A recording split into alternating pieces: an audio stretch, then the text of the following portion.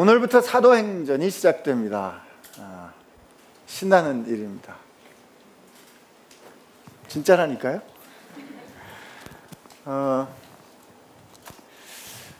사도행전은 하나님께서 이제 예수님을 통한 계시와 예수님을 통해서 이루시는 구원의 역사를 마감하시고 그 이후에 새로운 시대를 여시는데 이 새로 여시는 하나님의 시대, 그 시대를 어떻게 하나님이 이루어 가시는가에 대한 아주 감격스러운 기록이에요.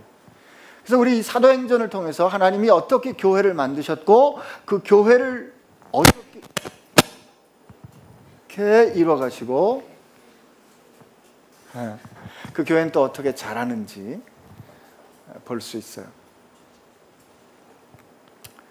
근데 우리가 이 사도행전을 봐갈 때 이 탐험해 가면서 첫째로 인정해야 되고 기억해야 하는 것은 이 사실입니다. 어떤 사실이요? 우리가 이제 이 사도행전을 쭉 따라가다 보면 예루살렘 교회도 만나고 안디옥 교회도 만나고 골로새 교회도 만나고 데살로니가 교회도 만나고 또 그 역사하는 교회 에베소 교회도 만날 겁니다.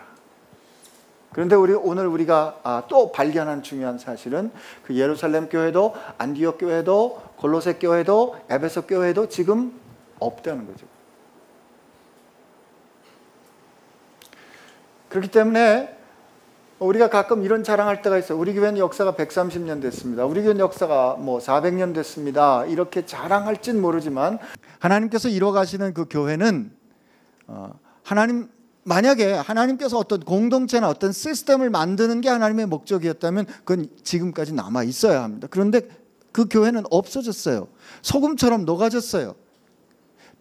마치 초와 같이 자기를 태우고 사라졌다 이 말이에요. 그러면 하나님이 우리에게 이루어 가시는 하나님의 교회 공동체는 어떻게 생명에서 생명으로 이어지는가? 그 교회된 사람들, 하나님께서 피로 값주어 이루신 교회 공동체, 사명 공동체, 성령 공동체 된 하나님의 성도들을 통해서 교회는 교회로 이어지는 겁니다. 사실 초대교회는 처음 모였을 때 초대교회는 가정집이었어요. 이 교회 예배당이 없었단 말이에요.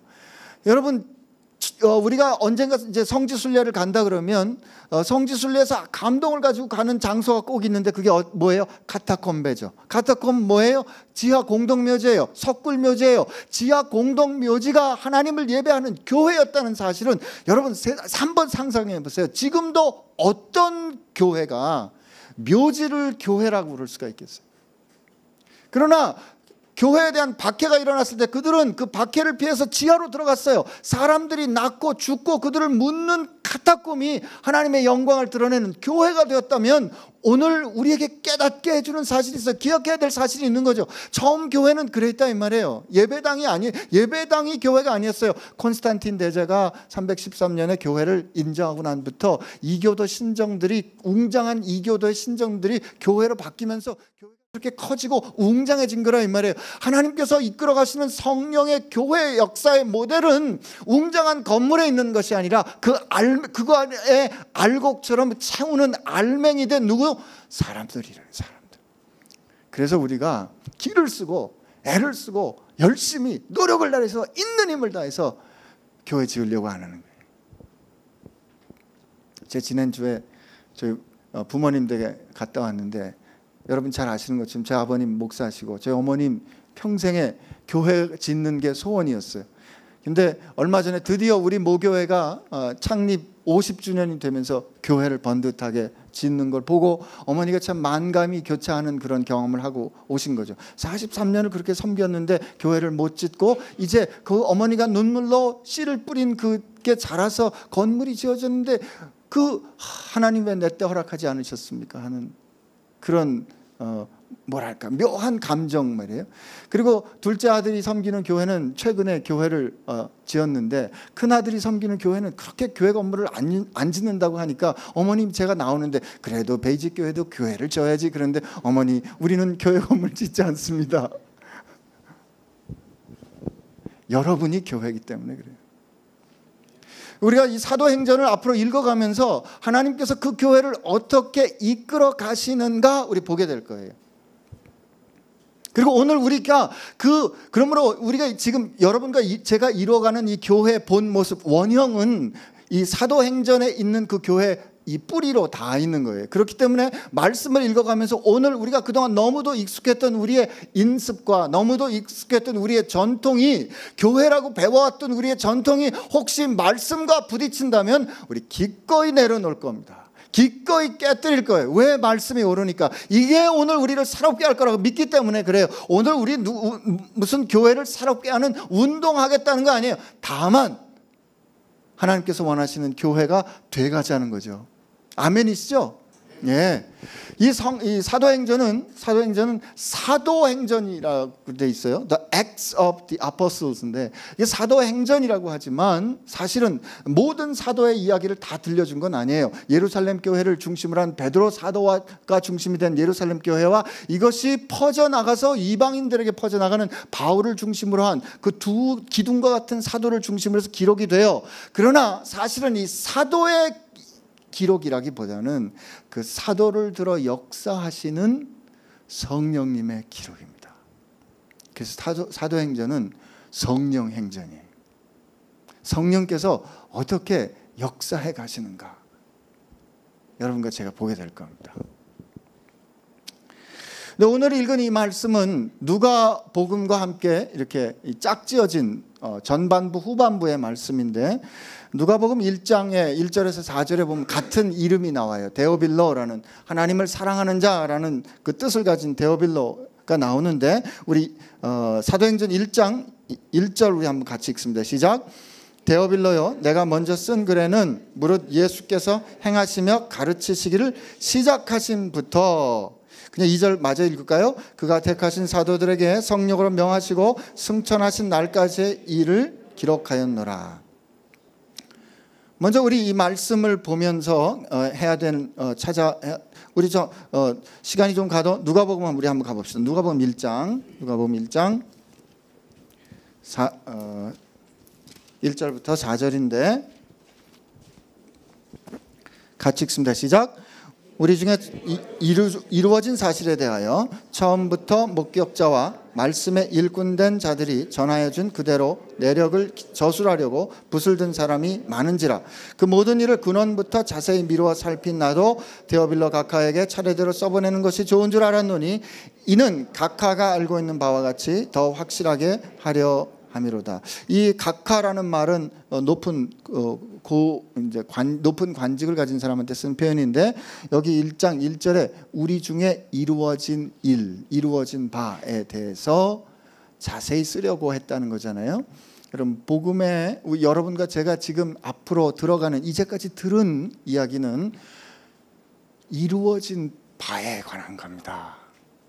그러니까 복음은 굿 뉴스라 잖아요. 굿 뉴스지 굿 오피니언, 굿 아이디어, 굿 어드바이스가 아니에요. 복음은 우리 중에 이루어진 바를 전해주는 거지 우리가 어떤 좋은 생각을 말해주는 게 아니에요. 우리가 어떤 철학적인 진리를 전하는 게 아니에요. 우리의 종교적인 어떤 신념을 전하는 것도 아니에요. 우리가 전하는 복음은 하나님께서 우리에게 행하신 바 그리고 이루어진 바를 전하는 거라 이 말이에요. 그래서 오늘 이 사도행전에 이 누가가 쓴 말이 굉장히 의미가 있는데 예수께서 뭘 하셨다고요? 예수께서 행하시며 가르쳤다 그랬어요. 여기 은혜가 있어요. 예수께서 행하시고 그리고 가르치십니다. 여러분, 사랑하는 여러분, 하나님은 우리를 위하여 구원의 행동을 행하시고 그리고 가르치세요. 우리를 먼저 가르치고 너희들 내가 이렇게 가르쳐줬으니까 이렇게 행해봐. 그러면 너희들 내가 품어줄게가 아니에요. 하나님은 우리를 위한 당신의 구원의 행동을 행하시고 그 구원의 행동의 결과로 하나님의 백성된 우리들에게 가르쳐주시는 거예요. 신명기에 보세요. 출애굽기에 보세요. 하나님께서 십계명을 주실 때 어떻게 해요? 나는 너희를 종되었던 애굽 땅에서 구원해낸 여호와라. 그러므로 너희는 나 외에 다른 신을 섬기지 말라. 이게 복음이에요. 복음은 우리를 위해 행하신 하나님의 행동이 항상 먼저 있어요. 그래서 역사적인 사건이 있어야 진리가 있는 거고 그 진리에 대한 믿음이 가능한 거예요. 주님께서 우리를 위하여 행동하십니다. 오늘 여러분들이 이 자리에 와 있는 건 말이죠, 하나님이 그렇게 행동하셨기 때문에 이 자리에 와 있을 수 있다는 이 엄연한 사실을 여러분들이 믿게 되시길 바랍니다. 이렇게 참 이 굉장한 사실 앞에서 이렇게 힘없게 아멘 하시는 거예요. 하나님이 행동하셔서 오늘 이 자리에 여러분 와 계신 거예요. 여러분, 이게 좀 우리식으로 바꿔 말하면, 제 식으로 바꿔 말하면, 내가 이래 보여도 하나님의 사랑받은 사람이란 뜻이에요. 내가 이래 보여도 하나님의 사랑받았다니까요. 그리고 그분이 나를 위하여 죽으신 그 사실부터 시작해서 오늘 이 사도 누가가 그가 택하신 사도들에게 성령으로 명하시고 승천하신 날까지 기록했다고 그럽니다. 이게 이제 첫 번째 복음서예요. 복음서 이 마지막에 누가복음 24장에 보면 주님께서 부활하시고, 부활하신 주님께서 마지막으로 오늘 4절 5절에 있는 것과 똑같은 말씀, 아버지께서 주시기로 약속하신 바 위로부터 내려오는 능력을 힘입을 때까지 너희들이 기다려라 하는 동일한 약속에 대한 설명을 하고 승천하시는 이야기를 누가복음 24장에 들려줍니다. 그리고 우리가 오늘과 이번 주와 그리고 다음 주에 보게 될 주님께서 승천하시는 이야기가 다시 반복되는 거예요. 이 반복되어 겹치는 거는 복음서의 사건과 사도행전의 사건을 서로 연결해 주는 것 같은 거예요. 근데 여기서 이 승천하셨다는 게 굉장히 중요해요. 주님께서 하나님과 동등됨으로 여기지 않으시고 자기를 비워 종의 형체를 가져 우리와 같이 되십니다. 인간이 되셔서 우리가 져야 할 짐을 지시고 우리가 져야 할 죄인의 자리에 서시고 하나님으로부터 버림을 받고 그가 하나님의 뜻을 이루어 우리를 구원하시기 위한 하나님의 뜻을 이루어 십자가를 지시고 죽으시고 부활하셔요. 부활하신 그가 오늘 우리에게 보여주신 것처럼 그가 다시 사신 것을 확실한 증거로 보여주십니다. 주님이 부활하신 거에는 확실한 증거가 있어요. 우리가 그 확실한 증거가 있어서 믿는 거지, 확실한 증거 없이 믿으면 고린도전서 15장에 있는 말씀처럼 여러분과 저는 세상에서 제일 불쌍한 사람입니다. 만약에 부활이 없고 주님이 부활하시지 않았다면, 그리고 우리가 바라는 것이 다만 이 세상에 있는 것뿐이라면 이 세상에서 우리가 제일 불쌍한 사람이에요. 바울이 말했어요. 그러나 주님은 부활하셨고 주님이 부활하신 그것에 대한 확실한 증거가 우리에게 계시되었기 때문에 그 확실한 증거를 붙잡는 우리들은 승리와 영광의 삶을 살 수 있는 거예요. 근데 그 부활하신 주님이 승천하십니다. 이 승천하신다는 말은 존귀케 되셨다 이 말이에요. 근데 이게 원래 존귀하지 않으신 분이 존귀케 되었다는 뜻이라기보다는 그가 하나님과 동등되신 분이심을 온 만유에 선포하신다라는 뜻이에요. 그래서 주님께서 이 승천하시는 거, 하늘로 올라가심을 승천 혹 하늘로 올라간다는 표현도 하지만 승귀하신다 그래요. 존귀한 자리에 오르셨다. 그래서 exaltation 그래요. 그가 높임을 받으셨다 그래요. 여러분, 이거 굉장히 중요한 의미가 있는데, 복음서에는 주님은 하나님의 나라를 선포하는 자로 오십니다.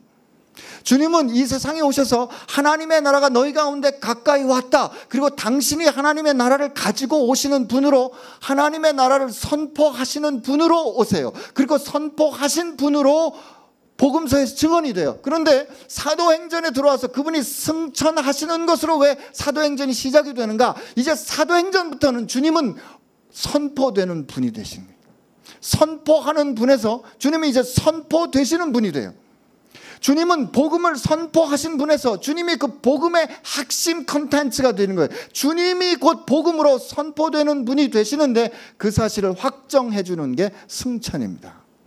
그래서 주님의 승천과 약속하신 대로 성령 강림이 오시는 거는 이게 시간을 나누는 사건이에요. 시대를 나누는 사건이기 때문에 그 사건에 대해서는 우리가 조금 더 사도행전 뒷부분과 요엘서 말씀이 이제 인용되는 2장에서 더 자세히 공부하게 될 겁니다. 근데 주님께서 택하신 사도들에게 성령으로 명하셨다 그래요. 그죠? 이 누가복음, 이 사도행전의 전편인 누가복음에 보면 누가는 이런 표현을 많이 합니다. 성령에 충만하여, 성령으로 충만하여. 누가복음 1장에 보면 세례 요한이 그가 성령에 충만했다 이런 표현을 해요. 세례 요한을 가졌던 엘리사벳이 그 성령으로 예수님을 잉태한 마리아가 자기에게 오는 것을 보고 그가 성령에 충만해서 마리아가 잉태한 예수님을 축복합니다. 또 사가랴가 성령에 충만해요. 시므온이 성령에 충만해서 예언합니다. 그리고 예수님께서 성령에 충만해서 광야로 이끌림을 받아 시험을 받으세요.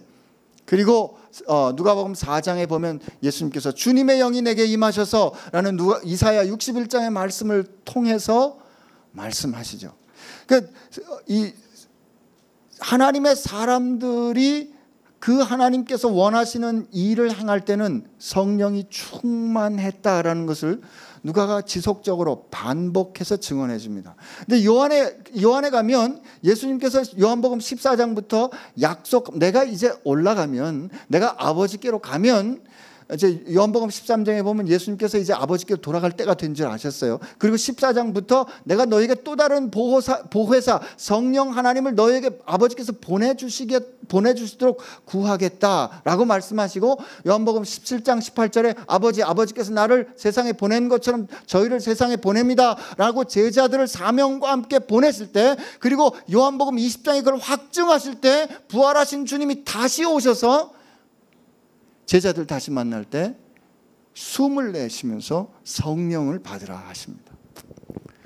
복음서에서도 제자들에게 사명을 주실 때 성령과 함께 주시는 걸 볼 수 있는데, 이 사도행전이 말이죠, 성령행전이라고 말할 수 있는 중요한 이유는 이 벽에 부딪힐 때마다, 교회가 벽에 부딪힐 때마다 성령께서 그 벽을 깨십니다.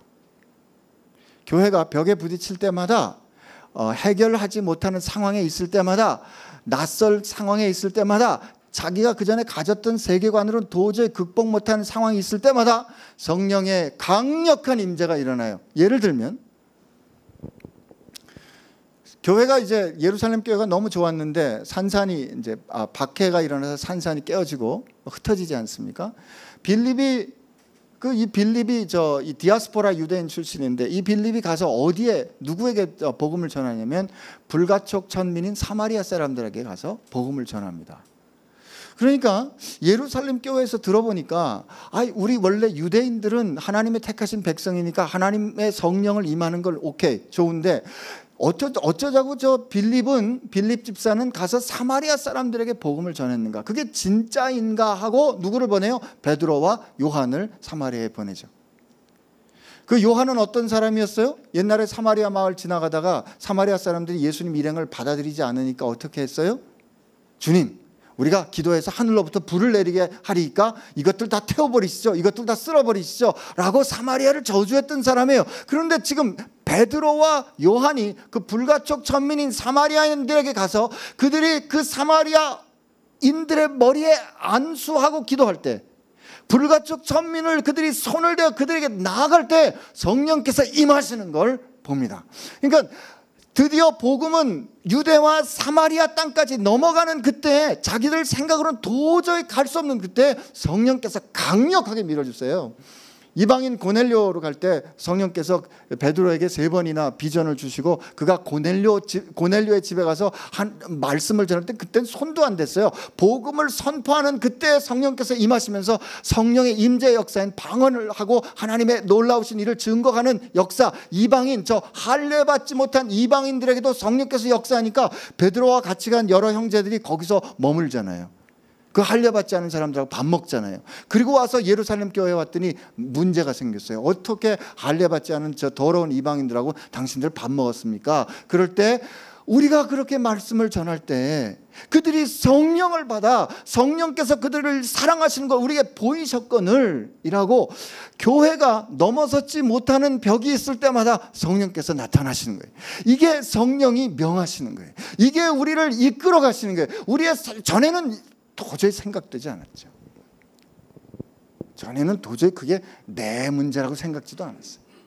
그게 나하고 무슨 상관이야 라고 아무런 상관도 없었는데 어느 순간부터 그게 가슴이 아프고 어느 순간부터 그 생각할 때마다 가슴이 무너지는 일, 나를 그 길로 이끌어 가시는 일, 성령이 강권하시고 성령으로 명령하시는 게, 누가? 성령으로 주님께서 우리를 명하시는 거죠. 여러분과 왜 이 교회 되는 것을 놓고 그렇게 씨름하겠어요? 성령이 명하시는 거죠. 우리가 넘어서지 못할 때, 우리가 주저할 때 성령은 우리를 명하십니다. 여러분, 그때 순종하세요. 그때 성령이 명하시는 거, 우리가 성령이 명하실 때 순종하면 신나는 일이 일어날 줄로 믿습니다. 우리 4절 5절 우리 한번 3절부터 우리 한번 같이 읽어봅니다. 시작. 그가 고난 받으신 후에 또한 그들에게 확실한 많은 증거로 친히 살아계심을 나타내사 40일 동안 그들에게 보이시며 하나님 나라의 일을 말씀하시니라. 사도와 함께 모이사 그들에게 분부하여 이르시되 예루살렘을 떠나지 말고 내게 들은 바 아버지께서 약속하신 것을 기다리라. 요한은 물로 세례를 베풀었으나 너희는 몇 날이 못되어 성령으로 세례를 받으리라 하셨느니라. 아멘. 여기 3절에 예수님께서 우리를 위하여 행하신 그리스도의 사건이 요약이 되어 있죠. 고난 받으신 후에 또한 그들에게 확실한 많은 증거로 친히 살아계심을 나타내셨습니다. 여러분, 이게 예수님께서 역사 가운데 교회 공동체를 통해서 행하신 일이라면, 동시에 교회 공동체를 행하신 일이라면, 여러분과 제가 교회를 이루는 교회의 지체라면, 이건 바꿔 말하면 무슨 뜻이에요? 여러분과 제 인생 가운데 주님이 살아계신 것을 친히 확실한 증거로 보여주신다, 이 뜻입니다. 제 말 못 알아들으셨죠? 그러니까 이렇게 지금 이렇게 밋밋한 표정이신 거예요. 다시, 주님께서 지금 그가 순환을 당하시고 그가 살아계신 것을 친히 확실한 증거로 교회 공동체에 보여주셨어요. 아멘. 성경 말씀이 그렇게 되어 있잖아요. 그러면 여러분과 제가 그 교회를 이루는 교회 지체잖아요. 성경이 주님이 순환을 받으시고 그가 친히 살아계신 것을 확실한 증거로 교회에 보여주셨다면, 교회에 지체된 교회를 이루는 여러분과 제 인생 가운데 하나님이 살아계시는 것, 하나님이 우리 삶을 이끌어 가시는 것, 하나님이 여러분과 제 삶을 역사하시는 것을 확실한 증거로 보여주신다, 이겁니다. 예, 아멘이시죠. 그럴 때 우리가 이것이 나의 간증이요, 이것이 나의 찬송일세. 근데 그때 주님이 하시는 말씀이 이거예요. 제자들에게 예루살렘을 떠나지 말고 내게 들은 바 아버지께서 주시기로 한 그 약속한 것을 기다려라. 요한은 물로 세례를 베풀었으나 너희는 며칠이 지나지 않아서 성령으로 세례를 받을 것이다.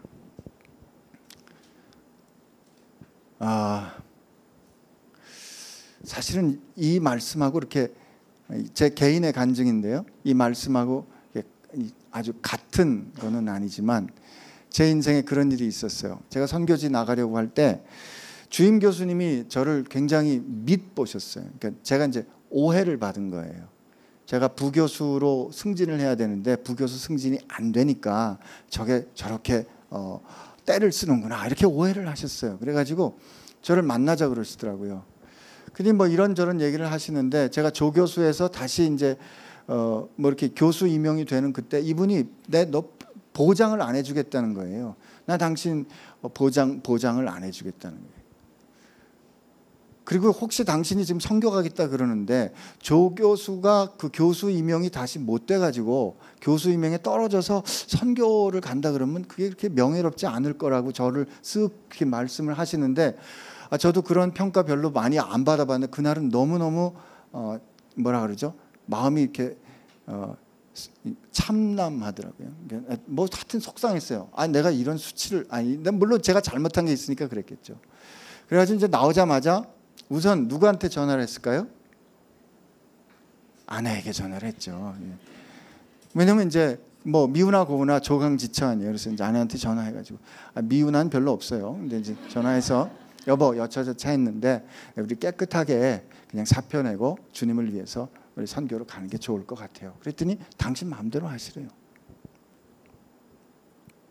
그래서 이제 비서한테 전화해서 제명을 위한 서류를 내지 말라 그랬어요. 그리고 마침 지난주에 그 간증했던 대로 의료선교센터 소장님하고 약속이 돼 있어서 그분을 만나러 간 거예요. 그 만나가지고 이제 제 얼굴이 좀 풀이 죽어 있으니까 닥터한 왜 그래? 그래서 이제 뭐 여차저차해서 뭐 이런 얘기를 들었습니다. 왜 그랬는데 그래서 제가 뭐 선교 가려고 지난 1년 동안 둥둥둥 하다가 논문도 좀 안 쓰고 뭐 이래가지고 좀 이렇게 됐습니다. 잘못했어? 네. 아니 잘못했죠. 그 제가 살아온 인생인데 제가 책임져야죠. 전 그게 하나님 앞에서 깨끗한 건지 알았어요. 근데 이분이 저한테 뭐 이렇게 다정하게 위로하는 말씀 하신 게 아니고 그냥 툭 하는 말씀으로 야, 너 그럼 회개해. 너 그럼 회개해. 근데 그때 그 회개해가 그렇게 복음같이 들리는 거예요. 아니 복음이죠, 복음. 나는 내가 그동안에 좀 창피한 부분이 있었는데 그 창피한 부분을 내가 책임지는 게 하나님 앞에서 그게 당당한 거로 생각했는데 너 그러지 말고 하나님 앞에 잘못했다 회개해. 아 그렇구나. 나는 내 인생을 내가 책임질 수 있는 게 아니고 내가 회개하면 되는 거지라는 그게 위로가 되고 그게 그렇게 격려가 되더라고요. 그리고 그분이 뭐라 그러시냐면 넌 좀 가만히 있어. 너 좀 가만히 있어. 여러분 제가 그때요 진짜 그 뒤로 아무 말도 안 하고 가만히 있었어요. 진짜 가만히 있었다니까요. 근데 제가 가만히 있으니까 그 다음부터 이 주변의 상황이 움직이는데요. 학장님이 저를 부르시고 의료원장이 저를 부르시고 그분들이 저를 찾아오고 저를 부르시는 일들이 일어나더라고요. 오늘 예수님이 말씀하세요. 얘들아 너희들 지금 이렇게 막 마음이 지금 둥둥둥 하지? 내가 부활하고 이렇게 해서 막 이렇게 될 것 같으니까 막 지금 가슴이 붕붕붕 하지? 아니야. 지금 그리고 너희들의 삶의 상황에서 힘들고 어려우니까 그냥 다 팽개치고 도망가고 싶지? 지금 너희들 상황이 힘들고 어려우니까 그냥 몰라. 그리고 도망가고 싶지? 아니야. 머물러. 그리고 하나님께서 우리의 약속하신 것이 임할 때까지 기다리라 그러십니다. 기다려. 사실 이렇게 기다리는 건 쉬운 일이 아니에요. 그냥 약속했으면 약속한 대로 팍팍 이루어졌으면 얼마나 좋겠어요. 근데 기다리는 건 우리가 그 약속을 믿는 믿음이 있다는 것을 보일 수 있는 능력이 됩니다. 여러분과 제가 그 약속을 진짜 믿을 수 있다면 우린 기다릴 수 있어요. 기다려. 주님께서 말씀하세요. 너 예루살렘에 머물러. 그리고 내가 이제 약속한 그것이 올 때까지 아버지께서 주기란 그날이 올 때까지 기다려.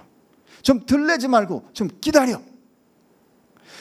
근데 사람이 참 그걸 못해요. 여러분 우리는 실패합니다. 우리 저 출애굽 역사를 보면 말이죠. 출애굽에서 지금 이제 홍해를 지나가지고 이제 가나안 땅을 바라봤잖아요. 이제 모세가 지파당 한 명씩 이렇게 대표를 뽑아가지고 가나안 땅을 정탐했어요. 40일 동안 정탐했어요. 근데 돌아와가지고 과연 그곳은 젖과 꿀이 흐르는 땅입니다. 근데 그 중에 10명은 뭐예요? 그런데 거기 사는 사람들은 거인과 같고 우린 메뚜기와 같아서 우린 다 죽은 목숨이에요라고 말했고 여호수아와 갈렙은 아니다. 하나님께서 우리와 함께 하시니까 약속한 그 말씀을 듣고 가자 그랬어요. 그런데 그 가자 그러는 그들을 향해서 다 이 나머지 사람들과 유다 이스라엘 모든 사람들이 돌을 들어 이들을 치려고 그러잖아요. 그때 여호와의 영광이 나타나셔서 어떻게 해결하십니까? 너희들이 나를 믿지 않아. 이 하나님의 뜻을 믿지 않았기 때문에 돌아다닌 40일을 하루를 1년으로 쳐서 40년 동안은 광야에서 유리하게 될 것이다. 하나님 말씀하세요. 그러니까 그때 어떻게 했어요? 이스라엘 백성들이 아이고 큰일 났구나. 우리가 그때 믿었어야 되는데 아이고 큰일 났구나. 아이고 주님 우리가 저 가나안 땅에 들어가겠습니다. 하나님이 들어가지 말라 그랬는데 들어가요. 근데 그 결과 어떻게 됐어요? 처참하게 죽었죠. 이게 믿음 아닙니다. 주님이 멈춰 스톱 기다려. 그럼 기다려야 돼요. 그게 그분을 믿는 거예요.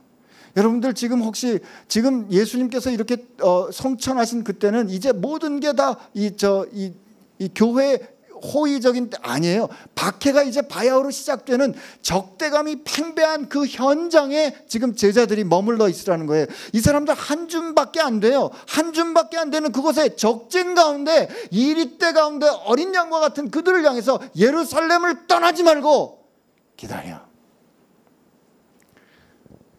근데 여러분 지금 우리가 앞으로 보겠지만 예수님께서 약속하신 그 성령의 임재는 지금 조금 말씀을 좀 드리면 그 예수께서 약속하신 성령의 임재가 며칠이 지나지 않게 열흘이 지났어요. 40일 동안 예수님께서 함께 계시고 6월절 40일이 지나서 열흘이 지난 오순절에 마가의 다락방에 성령이 강림하시는데 마가의 다락방에 성령이 강림하실 때 120명 기도하는 모두에게 강림했어요.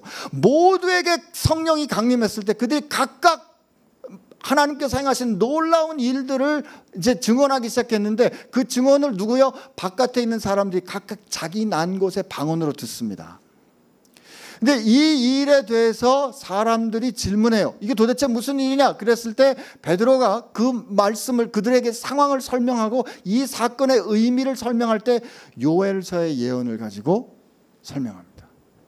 그때 내가 내 영을 부어주리니 남종과 여종과. 근데 여러분 그 요엘서에 예언하시는 성령의 임재하시는 사건은 여호와의 날이 임하는 사건이에요.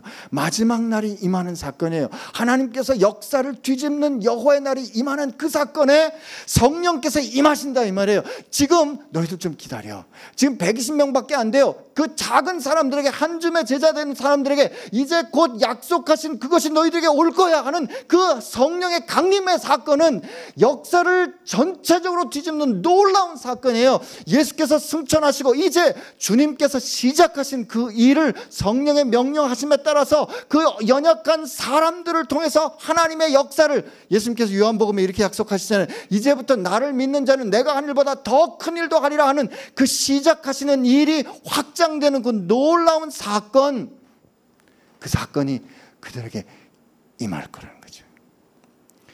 주님의 약속을 믿고 우리가 기다릴 때 우리에게 임재하신 하나님의 사건은 우리가 기대하고 우리가 상상하는 게 아니에요. 우리가 전에는 알지도 깨닫지도 못했던 엄청나게 놀라운 영광이 우리 가운데 임하는 거예요. 그 사건이 그들 가운데 임했기 때문에 오늘 여러분과 제가 이렇게 하나님을 아무 때나 어디서나 부를 수 있는 시대를 누리게 된 거라 이 말이에요. 그게 지금 이들에게 오고 있어요. 오고 있다 이거죠. 기다려. 약속을 믿고 기다려. 저는 우리 교회를 한번 생각해 봅니다. 오늘 하나님께서 우리 교회에게 교회되는 비전, 교회를 새롭게 하는 비전을 주셨어요. 생각해 보면 우리 교회가 그렇게 그 힘이 있는 교회인가? 글쎄요. 3년 만에 이렇게 많은 분들이 모이는 교회가 되는 이것도 그렇게 흔한 성장은 아니겠죠. 요즘 같은 시대에. 그래도 이 역사를 다 뒤집어 엎기에는 글쎄요. 많은 힘이 아니에요. 그러나 그리고 우리가 이 교회를 하나님께서 정말 사도행전과 같은 그 교회, 하나님 앞에서 우리가 교회되는 그 비전을 이루는데 우리가 과연 될까? 될 수 있을까? 정말 여기 시스템이 아니고 담임 목사, 부목사, 무슨 수석 목사, 무슨 이런 시스템이 아니고 정말 예수님 안에서 우리가 서로 형제와 자매가 되는 교회. 목사님은 특별한 영적 존재가 아니라 목사님은 그 직임에 따라서 말씀을 선포하고 가르치는 직임을 할 뿐 우리가 서로 같이 존중하는 형제와 자매가 되는 그런 교회 과연 될 수 있을까? 그러나 그것이 성경에 우리에게 주신 하나님의 말씀이고 성령께서 명령하시는 거라면 그 명령하시는 말씀을 붙잡고 지금 오늘 현실이 그렇지 않더라도 그 말씀 안에 머물러 이 현실 가운데 기다릴 때 성령이 임하시고요. 그 성령이 임하실 때 폭발이 일어나는 거예요. 여러분 그 폭발 보고 싶지 않으세요? 여러분과 제 인생 가운데 그 성령께서 우리를 그렇게 뒤집어 이끌어 가시는 그 영광을 보고 싶지 않으시냐 이 말이에요. 보고 싶으시죠? 기다리세요. 기다리세요. 히브리서 10장에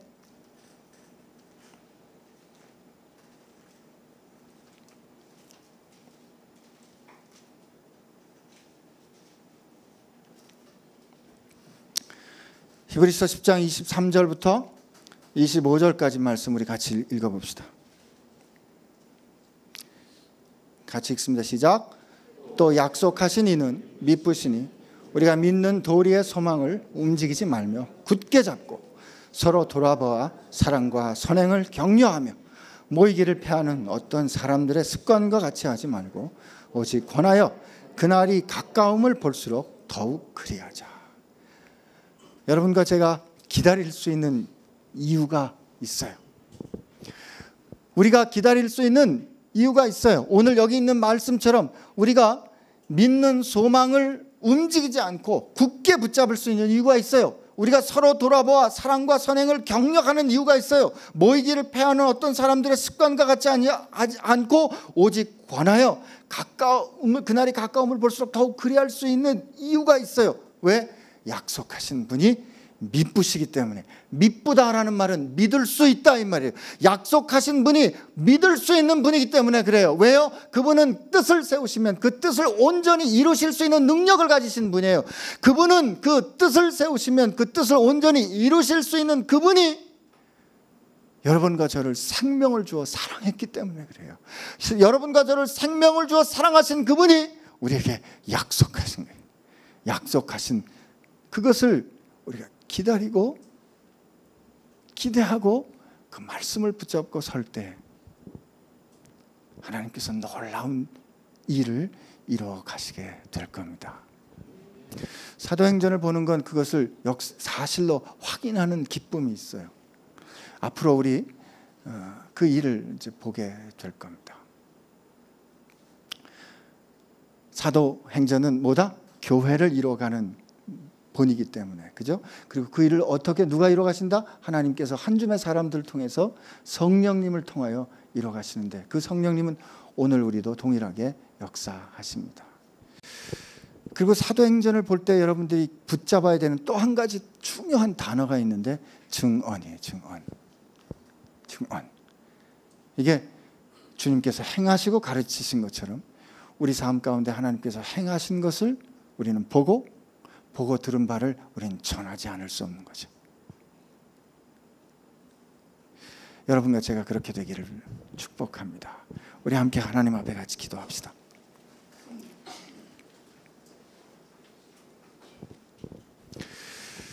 오늘 하나님께서 우리에게 말씀하셨습니다. 내가 세상을 이기었고 내가 내 교회를 세울 것인데 너희들은 내 약속을 믿고 그 약속의 말씀을 붙잡고 너희들에게 보내준 이곳에서 머물러 기다릴 때 약속한 바 성령이 반드시 우리 가운데 임할 것이고 그 임하신 성령이 우리로 하여금 그 놀라운 하나님의 역사와 하나님께서 행하심을 체험하게 할 것이고 나아가 기쁨으로 증언하게 할 것이다. 오늘 우리에게 말씀하십니다. 오늘 하나님 앞에 기도할 때 하나님 내 인생이 그렇게 하나님 주의 약속 가운데 흔들리지 않는 인생 되게 하여 주옵시고 내가 의심하지 않고 그 약속의 말씀을 붙잡고 주의 말씀 가운데 성령 안에 머물러 있는 저희들 되게 하여 주옵소서. 내 생각과 내 계획과 내 염려가 성령의 생각과 인도하심보다 앞서지 않도록 하여 주시옵시고 언제나 너는 염려하지 말고 내 뒤를 쫓아와 나를 따라 말씀하신 주님의 뒤를 쫓아가는 순종하는 주님을 믿고 기다리는 저희들 되게 하여 주옵시고 제가 되게 하여 주옵소서. 이렇게 여러분 한 사람 한 사람을 주님 앞에 올려드리며 우리 같이 기도하겠습니다. 예, 하나님 감사합니다. 오늘 이 시간 우리를 향하여 말씀하여 주신 것 감사합니다. 예, 우리의 연약함도 아시고 하나님 우리가 부족한 것도 아십니다. 그러나 하나님 연약한 것도 부족한 것도 아시는 주님께서 오늘 우리에게 말씀하신 것도 기억합니다. 또 듣습니다. 새롭게 듣습니다. 너희들은 염려하지 말고 너희들 삶의 현장 그곳에 머물러 있어. 너희들 삶의 현장 그곳에 머물러 있어. 그리고 그 떠나지 마라. 두려워하지 마라. 뒤로 물러서지 마라. 오늘 우리에게 말씀하여 주신 대로 그 성령의 말씀을 붙잡고 하나님의 약속의 말씀을 붙잡고 우리가 믿음으로 견디고 주님 앞에 믿음으로 한 발자국씩 그 하나님의 말씀대로 살아가려고 순종할 때 우리 가운데 놀라운 일 일으키시는 그 성령의 폭발하시는 성령께서 이루신 놀라운 하나님의 영광을 보게 될 줄로 믿사오니 우리 한 사람 한 사람의 삶이 그렇게 주님의 사랑받는 사람답게 하나님의 사랑받는 자녀와답게 약속의 말씀을 붙잡고 사는 든든한 삶을 사는 사람들 되게 하여 주시옵소서. 예, 아버지 우리 한 번 더 기도할 때 하나님, 우리 교회 공동체가 이렇게 하나님께서 기뻐하시는 성령 공동체 되게 하여 주옵소서.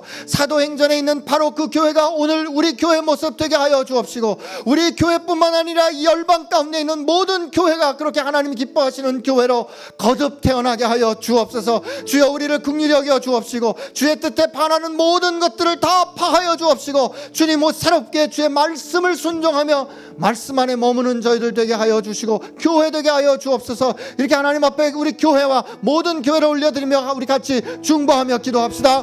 예, 하나님 아버지 감사합니다. 이 시간 주님 앞에 간절히 구하옵기는 정말 우리가 이 사도행전을 보면서 하나님이 교회를 만드시고 교회를 세워가시는 하나님께서 이 시대에 오늘 이 말씀을 통하여 교회를 새롭게 하실 줄로 믿사오니 주께서 약속하신 것 기다립니다. 교회를 새롭게 하시는 것 기다립니다. 주님께서 우리를 새롭게 하시는 것, 우리 교회를 새롭게 하시는 것, 주님께서 우리 공동체를 새롭게 하시는 것, 이 땅의 교회를 새롭게 하시고 열방의 교회를 새롭게 하시는 것을 주님 저희가 기다리오니, 저희가 주 앞에 잠잠히 머물러 기다리오니, 말씀 안에 머물러 기다리오니, 다른 것이 아니라 우리의 생각이 아니라 우리 계획이 아니라 주의 말씀 안에 머물러 기다리오니, 성령 하나님 우리의 성령의 품 안에 정말 주님의 품 안에 사로잡혀 주님과 함께 날아오는 역사를, 주님과 함께 주의 모습으로 빚어가는 역사를 예수 그리스도 안에서 주님처럼 정말 약속하신 바대로 기도하신 역사를 하나님 경험하게 하여 주옵소서. 하나님 감사합니다. 이 자리에 모여서 기도하는 한 사람 한 사람을 아버지께서 사랑하셔서, 우리가 아직 죄인 되었을 때, 우리가 아직 주님을 사랑하지 않았을 때, 우리가 주님의 원수 되었을 때, 우리가 주님을 저주할 때 주님은 우리를 사랑하셔서 그 생명을 내어주시는 행동, 그 생명을 내어주시는 사랑을 결정하시고 행하셨고, 그리고 우리에게 가르쳐 주셨사오니 주님 감사합니다. 우리로 그 주님의 사랑으로 오늘 이 자리에 하나님 백성 되게 해주셨는데, 그리고 우리가 하나님의 백성된 우리로 하여금 이제 세상에 나아가 승리하는 사람으로 하나님의 교회로 우뚝 설 수 있도록 주께서 성령을 부어주시겠다고 약속하시면서, 그 충만함을 채워주시겠다고 약속하시면서 우리로 말씀 가운데, 약속 가운데 오늘 그 자리에 서서 기다리라고 하셨사오니, 주님 주께서 주신 약속 반드시 이루어질 줄로 믿고 말씀을 붙잡고 성령 가운데 기다리는 저희들 되게 하여 주옵소서. 세상이 아무리 아니라고 말해도, 현실이 아무리 아니라고 말해도, 아니야 그렇지 않을 거리라고 우리를 유혹하고 넘어뜨리고 시험한다고 해도 말씀 가운데 머물러 약속하신 바를 받은 것으로 믿고 기다리는 저희들 되게 하여 주옵소서. 주께서 연약하지만 우리 교회를 들어 교회를 새롭게 하시는 영광을 허락하여 주실 줄로 믿사오며, 교회의 머리 되시고 우리와 함께 하시는 예수님의 이름으로 기도합니다.